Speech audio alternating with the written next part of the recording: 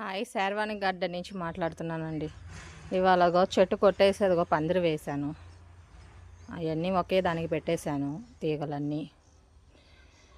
కొంచెం బాధ, కొంచెం సంతోషం, కొంచెం కామెడీ అట్లా అయిపోయిందండి.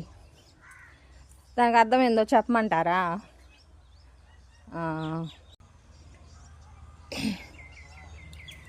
మన క్యారెట్ అవన్నీ వచ్చినాయి కదా, చాలా సంతోషపడిపోయాను. బాగా వచ్చినాయి కదా అని. ఈరోజు ఆ మునగ చెట్టు పడిపోయేలేకి చాలా బాధ అనిపించిందండి.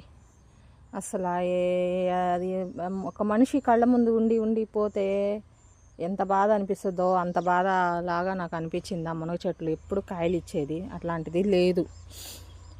కామెడీ అంటారా? నిన్న ఒక ఆమె వచ్చిందండి. వచ్చి, శార్వాణి నువ్వు వీడియోలు చేస్తున్నారా అంట కదా మొక్కల మీద అని నన్ను అడిగింది. నేను ఉండి, అవునక్క మీరు నా వీడియోలు చూసి లైక్ చేశారా అని నేను అడిగితే ఆముండి, లేదు శార్వాణి, నేను శార్వాణి అని గార్డెన్ కొడితే అన్ని లుంగీలు, చొక్కాలు, నిక్కర్లు వస్తున్నాయి అని అనింది. దానికి నేను సంతోషపడాలో బాధపడాలో అస్సలు తెలియలా నాకు. ఇంకా ఆ మొహం నేను, నా మొహం ఆమె, అట్లా అయిపోయిందండి. దానికి బాధపడాలో సంతోషపడాలో ఏమీ అర్థం కాలేదు నాకు. అట్లా అయిపోయిందండి. కానీ మునగ చెట్టు లేదనే ఒక బాధ.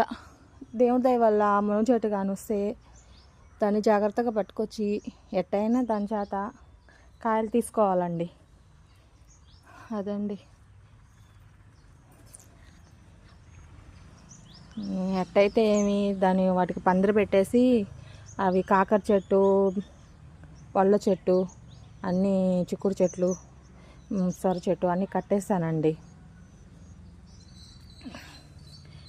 మా వీడియో కానీ మీకు నచ్చినట్టయితే మీ ఆలోచనలు లైక్ చేసి మీ ఆలోచనలు కామెంట్ పెట్టండి.